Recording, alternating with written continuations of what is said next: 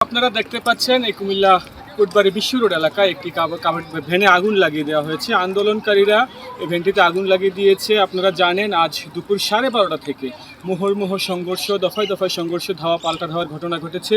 আমরা জানতে পেরেছি এই কোটা সংস্কার আন্দোলনের অংশ হিসেবে দেশব্যাপী যে কমপ্লিট শাটডাউন ঘোষণা করা হয়েছে, সেই শাটডাউন ঘোষণার কর্মসূচি বাস্তবায়নে দুপুর 12টার পর থেকেই কুমিল্লা কোটবাড়ি এলাকায় আন্দোলনরত শিক্ষার্থীরা জড়ো হতে থাকেন।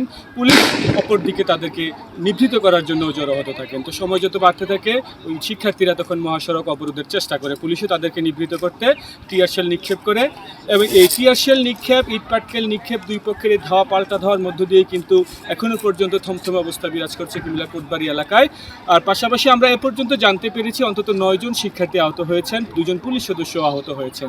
এছাড়া আপনাদেরকে জানিয়ে রাখি কুমিল্লার এই সার্বিক পরিস্থিতি নিয়ন্ত্রণে র্যাব এবং পুলিশের পাশাপাশি 14 প্লাটুন বিজিবি মোতায়েন করা হয়েছে। এছাড়াও 6 জন নির্বাহী ম্যাজিস্ট্রেট তাদের সার্বক্ষণিক নজরদারিতে রাখছেন। তো আপনারা দেখতে পাচ্ছেন আমার পেছনে যে গাড়িটি চলছে। এছাড়াও সামনে আমরা দেখতে পেয়েছি টায়ার জ্বালিয়ে মহাসড়ক অবরোধ করা হয়েছে। মহাসড়কের চতুর্দিকেই কিন্তু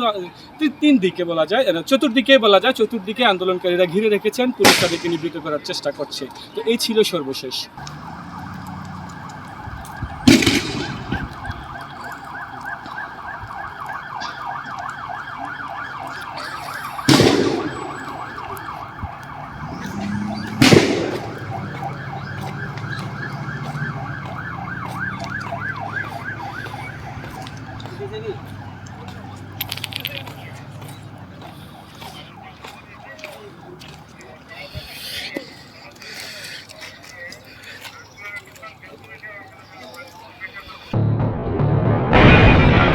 সবাই যখন জোয়ারে গা ভাসায়, কেউ কেউ শির দাঁড়া সোজা করে ঘুরে দাঁড়ায়।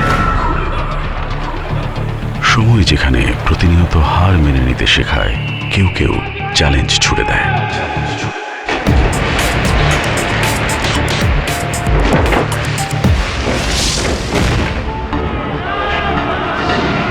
পক্ষপাতের ভিড়ে আজ থেকে কোনো পক্ষ নয়, খবর হবে নিরপেক্ষ।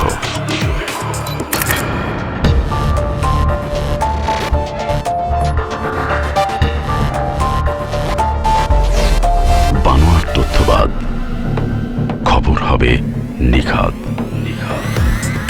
ভেঙে গুজবের শিক, খবর হবে নির্ভীক।